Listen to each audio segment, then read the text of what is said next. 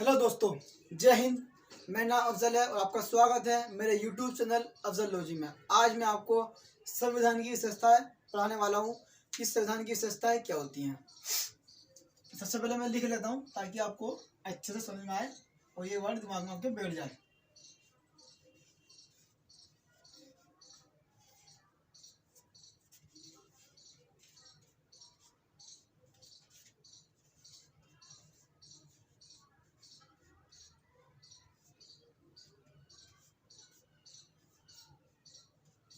संविधान की विशेषताएं, देखो विशेषताएं क्या होती हैं। नॉर्मल सी बात है, विशेषता मतलब क्या होता है, किसी की भी अच्छाई हो या बुराई हो उसे विशेषता बोलते हैं।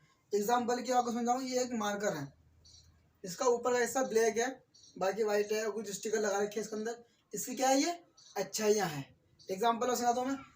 और ये क्या है, ये डस्टर है, ठीक है। इसमें क्या है कि ये रबड़ सी है जो कि मिटाना काम करती है, तो इसकी अच्छाई है। ये क्या है, ये जो मिटाना काम कर रही है, ये इसकी अच्छाइयाँ हैं, ये इसकी विशेषता है, ठीक है। ऐसे मार्कर की अपनी विशेषता क्या है, ये लिखने का काम कर रहा है विशेषता इसकी। तो ऐसे ये अपना एक व्हाइट बोर्ड है, इसकी भी अपनी विशेषता है। ये किस काम आ रहा है, इस पर लिखने का काम आ रहा है, ये इसकी अपनी विशेषता हो गई। सेम ऐसे ही हमारे संविधान की भी विशेषताएं हैं। तो पहली विशेषता क्या है संविधान की, हमारे पहली विशेषता यह है कि मैं लिख लेता हूँ फिर बताता हूँ आपको कि भारतीय संविधान विश्व का सबसे बड़ा और लिखित संविधान है। हमारे संविधान की विशेषता क्या है कि भारतीय संविधान विश्व मतलब पूरी दुनिया का सबसे बड़ा और लिखित संविधान है।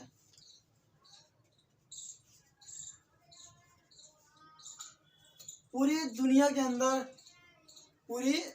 के अंदर विश्व का सबसे बड़ा संविधान भारत का संविधान है और लिखित संविधान है। आपको मैंने संविधान वाली वीडियो में बताया था कि भारत का संविधान एक लिखित संविधान है, और मैंने आपको लिखित संविधान ये बताया कि लिखित संविधान होता क्या है।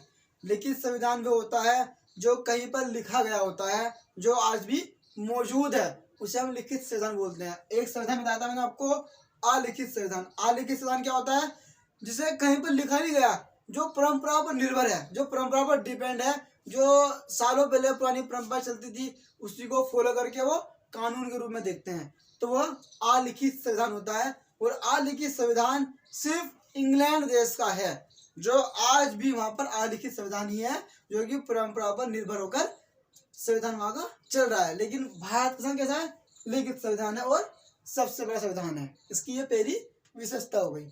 दूसरी पढ़ते हैं हम विशेषता।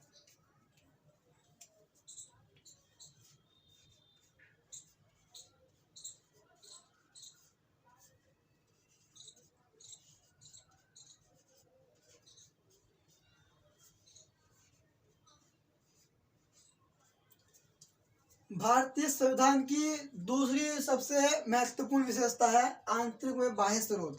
अब इसका मतलब क्या होता है, देखो आंतरिक और बाह्य स्रोत मतलब क्या होता है, समझा दूं आपको।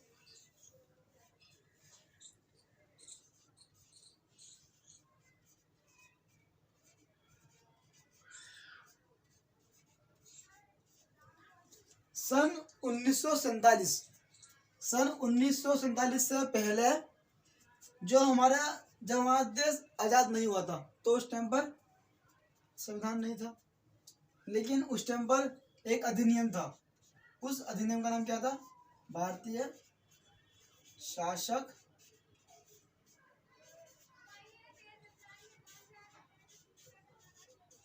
अधिनियम। यानी जब हमारे देश में संविधान लागू नहीं हुआ था, 1947 से पहले की बात है, तो हमारा देश किन संविधान चलता था, उस संविधान का नाम यह था, भारतीय शासक अधिनियम के तहत हमारा देश को आगे चलाया जाता था। तो ये क्या है, ये देश के अंदर ही पैदा हुआ, तो ये आंतरिक स्रोत हो गया। अंत मतलब इंटरनल काम है, ये हमारे देश के अंदर ही पहले से ही ये था।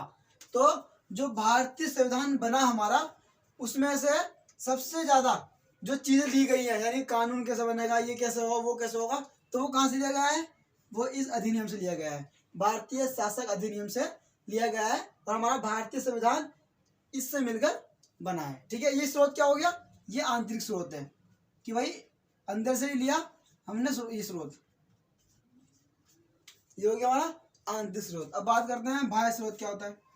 बाह्य स्रोत का मतलब ये है कि हमारे देश के जो बड़े बड़े नेता थे, उन्होंने क्या करा, उन्होंने दूसरे देश का संविधान पढ़ा, समझा, अच्छे से पढ़ने के बाद उन्होंने क्या करा, जो चीज़ें उनको बेस्ट लगी, जो चीज़ें उनको बेस्ट लगी कि हमारे देश के लिए सही हो सकती है, तो क्या करा, कुछ देश से कुछ चीज़ ले ली। जैसे कि मैं आपको एग्जांपल देता हूँ, अमेरिका, संयुक्त राज्य अमेरिका से हमारे संविधान में क्या लिया गया है, मौलिक अधिकार।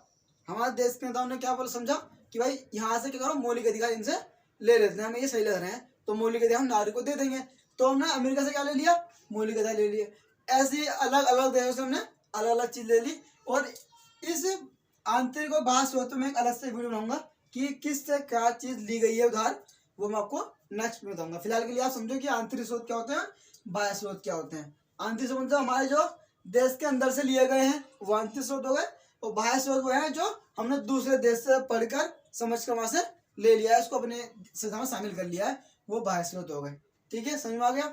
अब बात करते हैं तीसरे पॉइंट की, तीसरी विशेषता की बात करते हैं।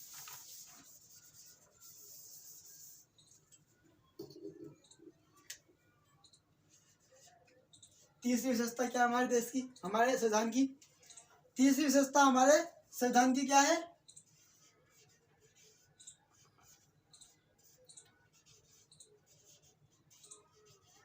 सबसे लचीला व सबसे कठोर।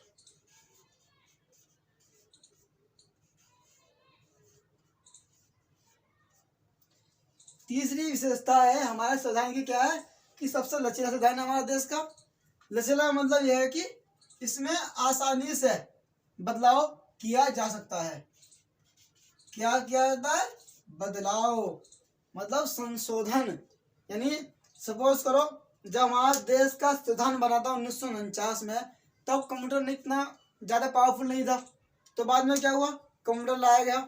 ठीक है, तो क्या करा, अब जो संविधान की किताब है उसे तो हम बदलेंगे नहीं ना, उसमें क्या कर देंगे, एक पन्ना ऐड कर देंगे, उसे बोलते हैं संशोधन करना, उसे बोलते हैं बदलाव करना। यानी जो भी समय के साथ साथ नई नई चीजें आती रहेंगी, नए नए कानून बनते रहेंगे, तो उनको संविधान की किताब में जोड़ देंगे, एक पन्ना अलग से जोड़ देंगे, उसे बोलते हैं बदलाव, उसे बोलते हैं संशोधन। तो मतलब क्या है, हमारा संविधान क्या है, लचीला है, सबसे ज्यादा लचीला, मतलब इसमें आसानी से बदलाव किया जा सकता है 2/3 बहुमत से। किससे, 2/3 बहुमत से इसमें बदलाव किया जा सकता है। ठीक है, अब बात करते हैं सबसे कठोर क्यों है। सबसे कठोर यह है कि 2/3 बहुमत के साथ साथ आधे राज्यों के सदस्य कौन से, निर्वाचित सदस्य ओनली, आधे राज्यों के सदस्यों की सहमति। मतलब क्या है, देखो आपको मैं थोड़ा समझा दूं, कठोर लचीला मतलब ये 2/3 बहुमत होता क्या है। देखो बहुमत का मतलब आपको पता ही है, बहुमत, मत मतलब होते हैं वोट। ठीक है, बहुमत मतलब क्या होता है, बहुत सारे, यानी जिस बंदे को वोट मिले कितने, बहुत सारे, उसे बोलते हैं बहुमत। और बहुमत का एक सिंपल सी डेफिनेशन अगर मैं समझाऊं आपको, यहाँ पर आप समझो,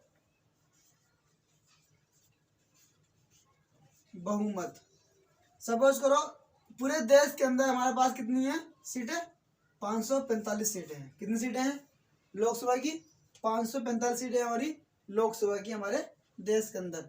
अब बहुमत किसे मिलेगा, बहुमत किसे मिलेगा, 2 से डिवाइड कर दो, क्या कर दो, 2 से डिवाइड कर दो, उसे बहुमत मिल जाएगा। ठीक है, अब 2 से डिवाइड कर दो, कितना आएगा इसका बताओ, काट दो उसको, 2 दूनी 4, 2 सत्ते 14, 2 दूनी 4, फिर ये यानी जिसे 272.5 यानी से मान लो 273, जिसे 545 में से 273 सीटें मिल जाएंगी तो उसे क्या मिल जाएगा, उसे बहुमत मिल जाएगा। यानी जितनी भी सीटें होती हैं उसको आधा कर लो, उसमें 1 जोड़ दो, उसे क्या कहते हैं, उसे बहुमत कहते हैं। क्लियर है। अब आपको समझाता हूँ यहाँ पर बहुमत वाला। 2/3 बहुमत क्या, यानी 545 मेंबर कितने हैं, लोकसभा के अंदर 545 मेंबर हैं। ठीक है भाई। अब 545 मेंबर का 2/3 निकाल लो। नॉर्मल सी बात है, अगर 10 मेंबर हैं उसका 2/3 निकालने में कितना आएगा, तो 10 × 2/3। ठीक है। 10 दूनी कितने होते हैं, 20/3। इसे काट दो, 3 × 18, तो कितने, कम से कम 7 बंदे। यानी अगर 10 मेंबर हैं पूरी देश के अंदर, लोकसभा के अंदर, और 10 का 2/3 कितना होता है, 7। ठीक है। यानी 7 बंदे अगर किसी भी कानून पे कोई भी अगर कोई चीज लाई जा रही है उस पर अगर एग्री होते हैं, सहमति देते हैं, तो 2/3 बहुमत कहते हैं। यानी 2/3 लोग उसे जैसे कोई सपोज करो हमारे देश के अंदर संसद होती है। अब संसद क्या होती है, क्वेश्चन आएगा, संसद क्या होती है वो मैं आपको अगली वीडियो में बता दूंगा। लेकिन संसद जो है हमारे देश के अंदर जो मेन काम होता है वो कानून बनाना काम करती है। फिलहाल के लिए आप इतने समझिए। ठीक है। तो ये संसद है, तो संसद के अंदर कोई बंदा कानून लाता है, कोई नेता बोलता है भाई ये कानून हमारे देश के अंदर आना चाहिए, संसद में लाया गया उसको। ठीक है। अब अगर 545 मेंबर में से 2/3 सदस्य अगर उस कानून पर सहमति देते हैं कि भाई ठीक है कोई बात नहीं, लाइए पास करिए, तो 2/3 बहुमत अगर से कर दें तो वो पास हो जाता है, तो वो बोलता है लचीला है। आया 2/3 बहुमत से वो पास हो गया और वो कानून बन गया, यह है लचीला। अब कठोर की बात है। अब कुछ कानून ऐसे होते हैं जिसमें 2/3 बहुमत के साथ साथ आधे राज्यों की सहमति चाहिए होती है। आधे राज्य मतलब ये 545 मेंबर पूरे देश के होते हैं, और हमारे देश के अंदर आपको पता ही है राज्य कितने हैं, 29 राज्य हैं हमारे देश के अंदर। 29 राज्यों से मिलकर ये 545 सीटें बनी है, तो 29 राज्य का आधा कितना हो गया, 15 हो गया। तो 15 जो राज्य हैं जो वहाँ के मेंबर हैं, जो जीते हुए मेंबर हैं, उनकी सहमति चाहिए होती है। और ये क्यों चाहिए, ऐसे कौन से कानून होते हैं जो हमें 2/3 बहुमत के साथ साथ आधे राज्यों की सहमति चाहिए होती है, बताता हूँ कौन से होते हैं। जैसे कि सपोज करो किसी राज्य है, कोई राज्य है उत्तर प्रदेश मान लो, उत्तर प्रदेश अगर बहुत बड़ा राज्य है आपको पता ही है, अगर उसमें से उसको 2 राज्यों में से बांटना पड़ जाए तब राज्यों की सहमति चाहिए। बात समझ रही है। यानी एक राज्य उत्तर प्रदेश पहले से ही है, अब वो बोल रहे हैं एक नया कानून लाए कि भाई उत्तर प्रदेश में से एक नया राज्य निकाल दो, उसका नाम रख दो, उसका नाम मान लो विधानसभा रख दो, कुछ भी नाम रख दो जो XYZ जो भी आपके मन में आ रहा हो। तो ऐसे कानूनों को पास होने के लिए 2/3 बहुमत की जरूरत तो पड़ेगी और साथ में आधे राज्यों की सहमति की भी जरूरत पड़ेगी, उसे बोलते हैं कठोर। और आधे राज्यों की सहमति मतलब कठोर काम हो गया, हर राज्य सहमति दे जरूरी तो नहीं है। बात समझ रहे हो आपको, तो इसे बोलते हैं कठोर। और लचीला क्या, आया कानून, बंदा बोला ओके ठीक है पास कर देते हैं, वो पास हो गया, वो हो गया लचीला, ये हो गया कठोर। आई होप आपको समझ में आ गया होगा। अब मैं